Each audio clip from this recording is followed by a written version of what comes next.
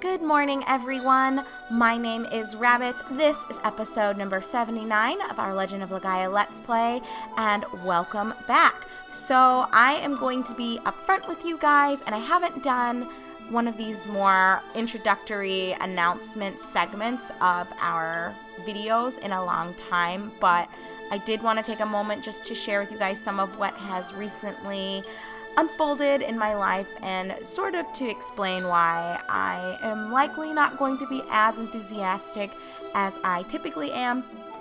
So I made a post a couple of days ago on Facebook that my supervisor, my boss, the owner of the agency that I'm working for, was diagnosed last week with a very aggressive kind of breast cancer. So the remainder of last week was incredibly hard for me. Today, as I'm sitting down to record this, it is Monday, the 27th of February, and I basically just kind of tapped out pretty much of the internet for the last, I'd say like 5-ish days, maybe 4 days. So it hasn't been a full week since I informed you guys about what was going on with her and with us.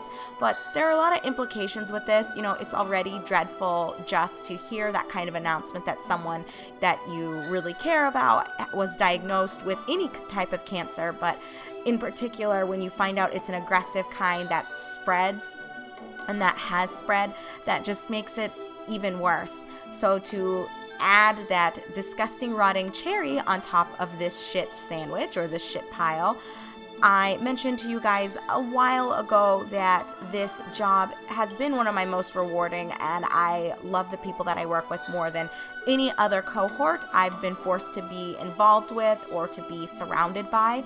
And it's for a couple of reasons, but just to throw out a few that are most pressing on my heart right now. The first thing is that we are so small that we feel more like a family. So there are 4 of us that work for the social work agency, and then we have a part-time secretary. And you know, just having 4 of us, I guess basically 5, but the secretary's not there all the time. So having such a small, intimate group of people, you know, working in social services, you know, going out and actively trying to help the homeless or to change the issues with employment rates, it's very wonderful. If I can just be kind of vague about it, you know, you go out and you're being the foot soldier for change in an area where there's so much poverty and other people don't seem to care about the huge changes that are happening in people's lives that are forcing them to become homeless or, you know, forcing them into an uncomfortable situation. So the founder of our agency, my boss, she has always had a passion for those who can't really advocate for themselves. So she has such a strong background in working with people with mental illness. So that's another big chunk of the homeless population. And she's just done a lot of like crisis management and things like that. So she wanted to start our agency so that she could have a group of people that specifically focus on housing assistance and job assistance for people, and sort of training them and connecting them with resources and just being an active part of their journey as they're trying to transition from a shitty position in their life into a less shitty position of their life. So this is just a really brief overview of who she is. I could spend a full video talking about how wonderful my boss is. I just think the world of her. She's amazing. I have never worked for an individual that I've respected this highly, and I've never felt so respected by a supervisor or by an employer before. So all of that again comes around to say that that's what's made it even more difficult for our team. Oh my gosh, when our boss came and made the announcement in our team meeting last week, we pretty much all just cried for the remainder of the shift and the remainder of the day. Everyone was just so distraught. We ended up having to cancel a couple of appointments because no one was in the mindset to proceed professionally with the day. It just wasn't going to happen.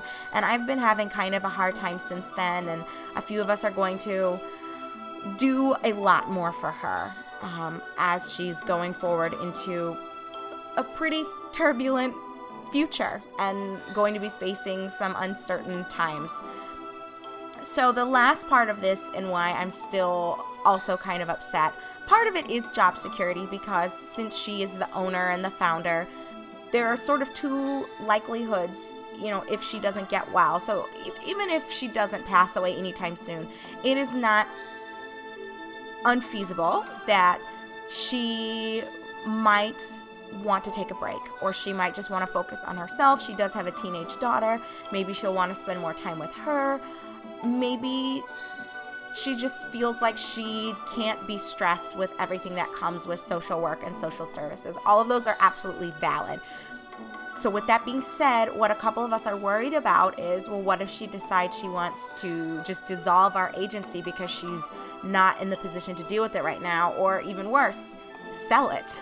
And you're probably thinking, well, wouldn't dissolving the company be worse than selling it? And maybe you could argue that, but I think selling it might be bad too, because what if then our agency ends up in the hands of someone who is not as people focused, or is not as employee centered, and doesn't have that mindset?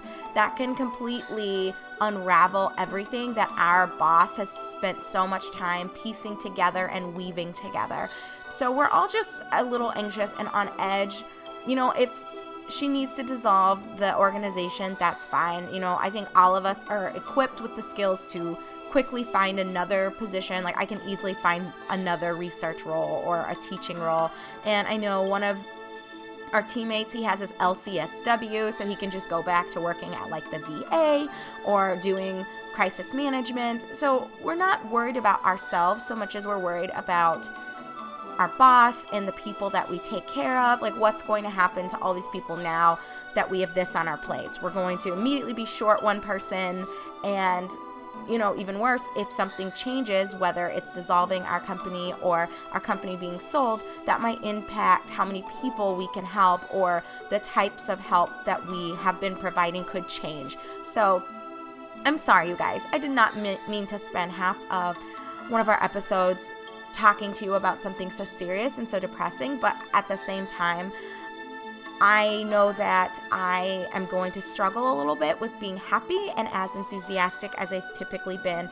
And one of the things that I really have enjoyed over the years about my style of crafting walkthroughs or crafting Let's Plays, or the general, slapstick playthroughs that I've done before that aren't necessarily blind Let's Plays, but they're not detailed walkthroughs like this one or Star Ocean. One of the things that I've enjoyed over the years of me putting time into this is that I can be transparent with you guys, and I try not to consume too much of our walkthrough time with these announcements, but I thought this was important enough to share with you guys, since I know not all of you who watch my series also follow like my face cam stuff or my live announcements. I know some of you just don't give a shit, but I think this is important enough to consume a little bit of time and talk to you about it.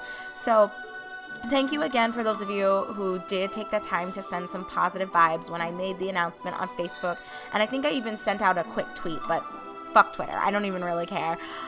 I just wanted you guys to know what was happening, and that it's going to be a little bit difficult these next couple of months for me. So I will try my best to be as jovial as possible when I'm recording and to sort of put that out of my mind. But please don't mind if it is difficult for me and if I'm just not as peppy as I would like to be and as I have tried to historically be on the channel. It's just a really sad time that we're facing right now. But okay, that's enough. We're way over what I wanted this announcement to be, but thank you for your time and for listening. I'll try to put like a note or something, an annotation to let you know if you're ready to just dive into the content of the game, skip to roughly 9 minutes in. And yeah, so let's go ahead and dive in, friends. We, in our last episode, just wrapped up the events with the Delilah's family and Koru. So now that we defeated Koru and the heat and energy that he was storing inside of his body, they were released, we can check out Buma and see how the Genesis trees are looking. And I am so excited. Hopefully we will be greeted with open arms and lots of positive vibes. We've gotten mixed results from interacting with people in various villages, so I'm expecting nothing short of a party. but it's looking good. I mean, as good as it can look. It's still a little misty, but it's defrosted. And that's what counts. Whoa, hey!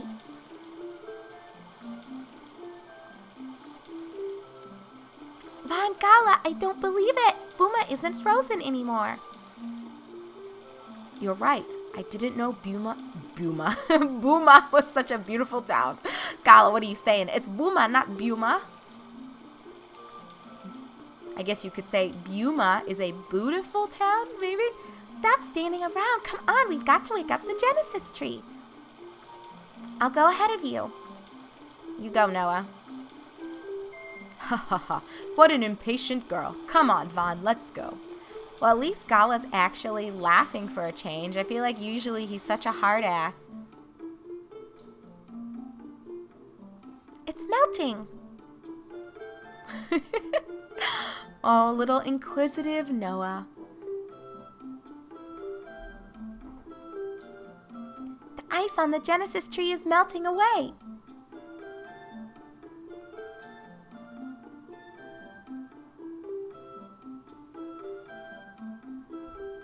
It's just like Dr. Usha said. Tara, can we wake up the Genesis tree? That's right. Since there are 3 Genesis trees, let's split up. Yeah, I still don't understand why they continuously reference a single Genesis tree in Buma when clearly there are 3. There have always been 3. I don't understand what that's all about. But either way, Vaughn reached out to gently touch the Genesis tree's trunk. He felt a gentle warmth in the palm of his hand. Noah swiftly reached out to touch the Genesis tree's trunk. She felt a quiet power in the palm of her hand. Gala reached out powerfully to touch the Genesis tree's trunk. He felt pure joy in the palm of his hand. I still think those are mixed up too, but we'll take it, we'll take it. Buma is truly a lovely town. I think out of all of the places we visited, I think Jeremy's lovely as well with the Sky Gardens, but Buma seems very nice. I think living here would be kind of cool. You know, you've got the water and you've got 3 gorgeous Genesis trees. It's got a fairly nice location. You can walk to Seoul when you want to get crunk and party.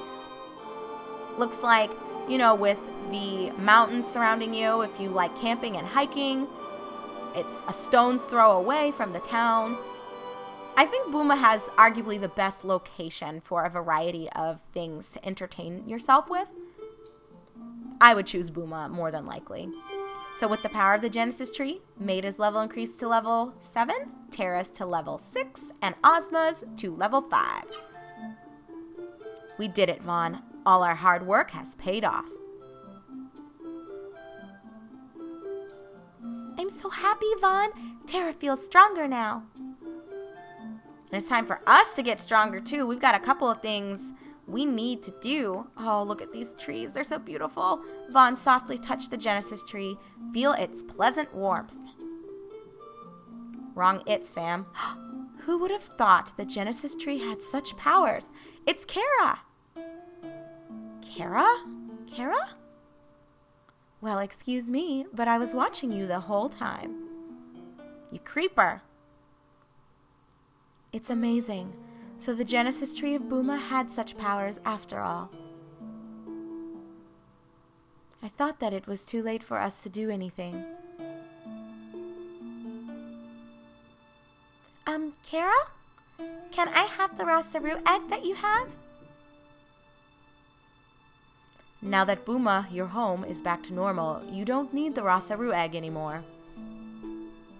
Sorry, but I haven't got my time back yet. So please, just leave me alone. I know, we kind of got a little too quickly to the point. I feel like we should have talked to her a bit more. Instead of just saying, okay, we did what we need to do, give us the shit. Cara, what are you doing? You know, even though Cara acts like such a badass, you can tell that she does have a softer interior. I buried something here. That day, I buried my heart here.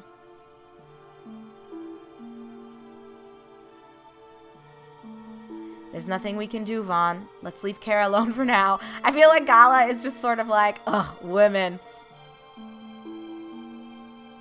Gala, you gotta get it together. I didn't know you could bury your heart and still live. Ugh, I just don't get it.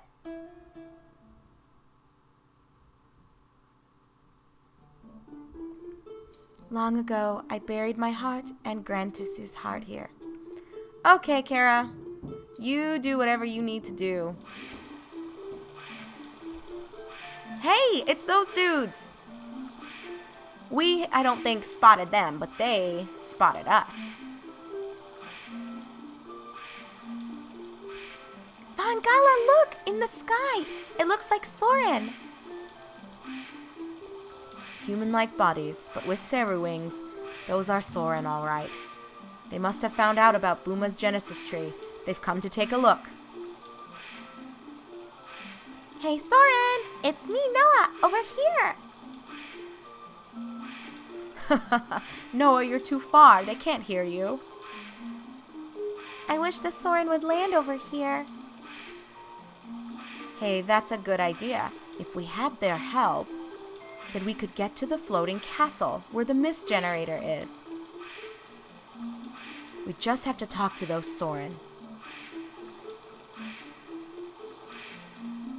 The Soren, they're gone.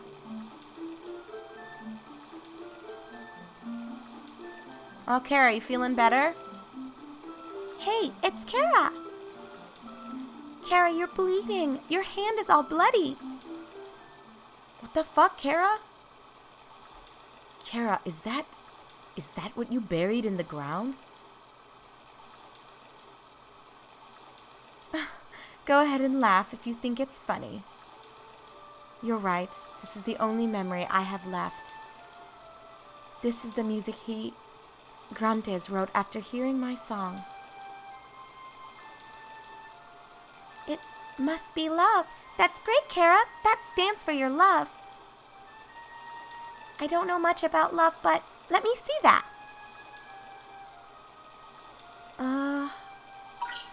So Noah took the music score from Cara.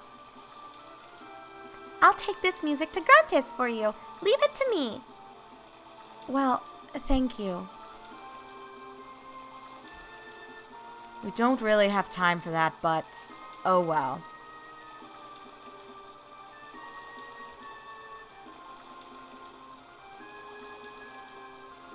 Please, do this for me. I'm sure that if Grantes hears that song, he'll change his mind. Really? So now we're going to be errand boys? Ugh, I guess it can't be helped. Thanks, Noah, for getting us into this situation.